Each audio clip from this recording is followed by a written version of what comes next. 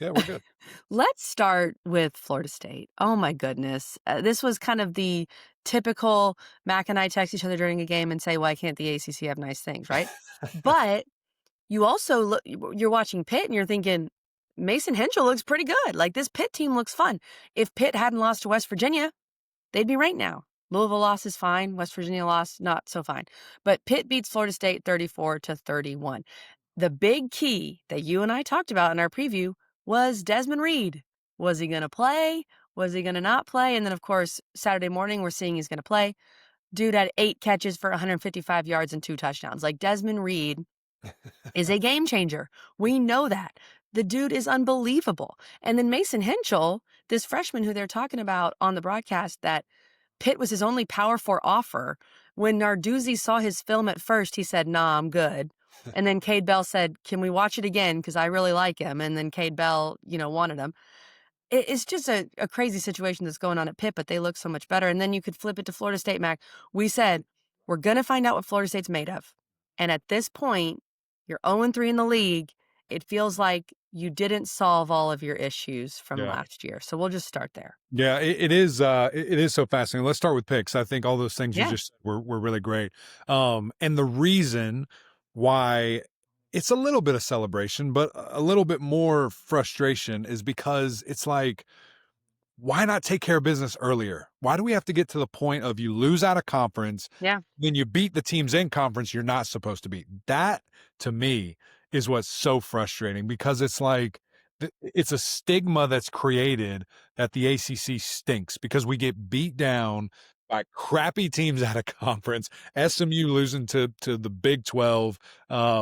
These guys losing to the Big 12 to West Yeah. Virginia, who's god awful, like a horrible, horrible team. And then you go and beat ranked Florida State at their house. Like it makes no sense. It's silly. It's frustrating, and that's why It's it college really football is. too. Yeah, it just gets me. It gets me fired up because it's just like, why can't you take care of business on the front end? And then But it's Mac, fine. And guess what, Pitt? Maybe you're ranked. Who knows what we're talking about here? exactly. But what's worse? What's worse? Because Florida State did the opposite. Florida State took care of business. They beat Alabama. And now they're 0-3 in the league. So I don't know Well, which that's worse one's too. worse. That's another. They're not getting away from this. They're part of this factor here. Got it. But so to look at the positives, Heischel has been unbelievable.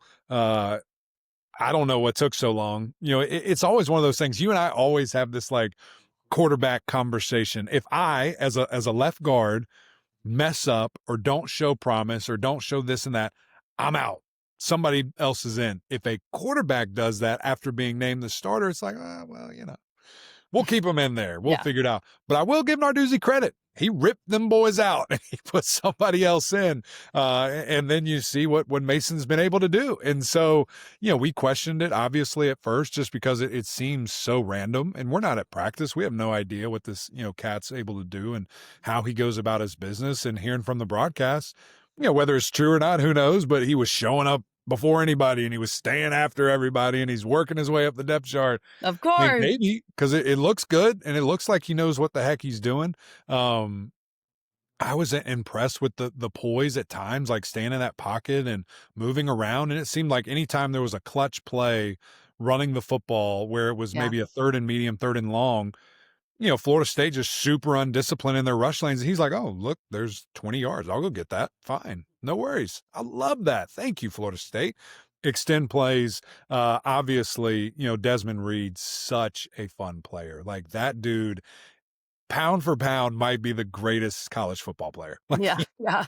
so good. He is so teeny, but he makes it happen. And he's just so electric. I mean, a running back going for 150 yards and a couple tutties is crazy. Like it's just super fun to watch how good that dude is and how much of an impact he can make in a game. So, I thought they had a great plan, thought they executed really high level, got back to Tommy defensively, had a couple, tackles for loss and made things happen. So give a lot of credit, to Pittsburgh. Fun to watch them, fun to see, what they're able to do. But I do just go back to, golly, if you could have just Hmm. taken care of business, how different of a, conversation this would really be.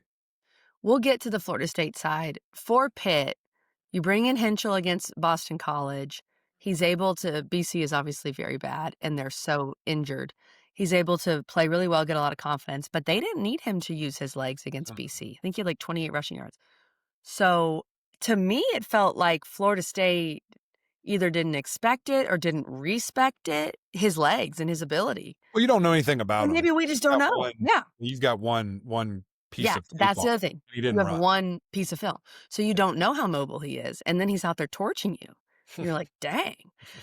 So, I mean, yeah, Mac, he was really impressive. He did have 2 absurd picks, like, just Yeah, bad. crazy. That's the young guy. Yeah. Yeah, but he's young, and he's a gunslinger, and, he was able to make up for it. If you had told me, Mac, that Florida State, because we talked about how they only had 11 sacks going into this game, they needed to pressure the quarterback. Mhm. Florida State would have had 5 sacks, 8 tackles for loss, and 2 picks, and lost the game. I would have been so confused. And the reality was Pitt just made clutch plays, to your point. They converted on 4th downs. You had the Florida State fumble in the 4th quarter that was really bad for their momentum. And then, I mean, Deuce Robinson getting hurt was definitely a factor. And we can talk about that, Mac. I'm not saying they win the game if he's healthy, because you don't know. And Danzy was crazy, 7 catches for 133. But I thought that was a factor too. Yeah, no, to look at Florida State, I think they had a lot of guys out. You have your right tackle out, you have your best tight end out, you eventually your best player, wide receiver there in Deuce out, and a couple other just key players. And I'm not making an excuse; it should not matter. Like, figure it out, find other guys. And I had said that we've been saying that for a couple weeks, like. This is great that you can throw it to Deuce, but who else can you throw it to? Like, who else can get involved and make really clutch plays? Because there was a pretty monumentous clutch drop that I believe it was Danzy had that Deuce catches probably 10 out of 10. And they moved the chains and they could, win the game there. So I do think it's super unfortunate and it's super weird. And listen, fans are nuts. Listen, like that Alabama game happens and everybody's like, oh my God, Mike Norvell is the greatest coach of all time. We're so back. And now these 3 games in a row happen, which, by the way, I think have all been 1-score overtime, like crazy games. And they're like, get this mother brother out of here. Like, fire him today. And it's just, you can't pay attention to it. You can't listen to it. It is unfortunate. And it's just so weird. Like, let me pull up their schedule so I can do some quick math here to literally see. I wasn't sure what you're about to say. Yeah, I was like, surely Eric McLean is not do that. So you got the overtime loss, which obviously, going for 2, so that makes it a little bit wider of margin, but it's a 1-score game. Miami, you lose by 6. Again, getting blown out, you come rushing back. And then these guys, you lose by 3. It's not like you're just getting beat down like you were a year ago. It's not like the product looks horrific. There's clearly growth, but there clearly needs to be more growth. When you win 2 games, to go to this, it's hard. And I'm not sitting here making excuses because they should have won. And that's frustrating. And especially how good they looked against Alabama. But it felt like in regards to against power teams, that was as good as they've looked. And it's been this little bit of a decline. Again, against power teams. Obviously, the 2 weeks after that, they looked unbelievable as well. So, you got to figure it out. There's different goals that you can have, and you talk about frustration and anger and things of this nature. And, who knows with legislation, does that 5 for 5, kind of rule come in? Where Tommy gets an extra year now, and is he back next year, or are you just looking at how you grow and do things of that nature? So it is super frustrating, Knowles, and I get it. But you just got to keep grinding, and you got to keep building this program and trying to make it to what you want it to be consistently, down in Tallahassee. Okay, I'm glad you said building the program, because this is my other main question with Florida State. Can you build a true program the way they're doing it? It's so portal focused every year. And from a recruiting standpoint, if you look at all these different things, we know Norvell has not recruited high school like Florida State fans probably want him to. Now, some other programs are able to go portal and have a lot of success, but I would say most programs out there still are able to bring in high school guys. When you look at your rival down the road, Miami's done a great job of recruiting high school guys, elite high school players, while also using the portal. when Yeah. Ruben Bain is a homegrown guy, when Malachi Tony's a homegrown guy, like Maui Noah, like that's a huge difference. So, do you feel like that's part of Florida State's issues? Because how strong is your culture Yeah. if guys are coming in every year and it's just kind of a different thing?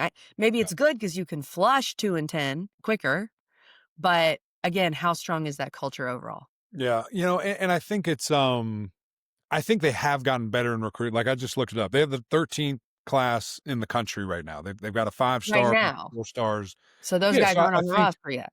you're getting to that. Like you're Yeah. building it. And maybe they had to do it a little bit differently. And maybe that was something that they were, Norvell and company were receptive to. They're like, hey, go hit high school harder, Sure. and doing it that way. I do think that when you talk about building and sustainability and things like that nature, I do think Kevin Sperry is a good answer there. Like the Yeah. young freshman quarterback, like there's some juice there, there's some excitement, and the limited time that we've seen him play, people are like, oh, okay, this is cool. A good point. And so if he gets the keys to the car and is he able to fully learn and become immersed, in this Gus Malzahn offense, and does it take it to a another place because he's probably a little bit of a more polished passer in the things in regards to staying in the pocket and doing his things that way. So I don't know. I don't know if it's sustainable. I don't know, turning and burning, 30 players a year is Yeah. sustainable. I don't think that is. But like you said, if you're able to do it kind of like Miami and like Ohio State and Georgia and some of those programs where you recruit at a super high level and then you can fill in gaps with right now ready-made ballers, then yeah, that's something Mhm. where it's really fun to watch. So can they get to that? Will they have the time to get to that? I don't know. I don't know. It is interesting. There's a lot of money invested in everything going on right now in Florida State. I don't know if you really just want to rip off a Band-Aid and say, we'll pay $50 million buyout and let's start over again. I don't know if that's the case. And I don't think anyone's thinking that way outside of, silly, crazy fans. Yeah, I don't think that's the answer either, but Yeah. I do think it's a fair question to kinda look at their approach, and then just to finish up with this game, for Pitt Mac, it feels like they have their future in terms of quarterback with Mason Henschel and Cade Bell and what he's done there at the offensive coordinator. Bad news. I thought they had that with Holstein, so who knows? That's a Last year he fair was great. point. He got hurt. He was fantastic, and Yeah, everyone that's a spoke good so point. highly about him, how competitive he is, this and that. And then I don't know, quarterback play. Just to wrap up with Pitt, like you said, that has been a glaring issue for them since Kenny Pickett has left. Like Oh, that yeah. has been the issue of why Pitt maybe wasn't what they were for those 100 years that Kenny Pickett was there. It's a big deal. Quarterback's a hard position, and it's if you've got a guy, you're in a great place. If you don't, a lot of other issues will come to light very easily. I mean, that's a fair point to say we thought Holstein, but yeah, because Pitt was 7-0, and we were all excited last year, and then, look what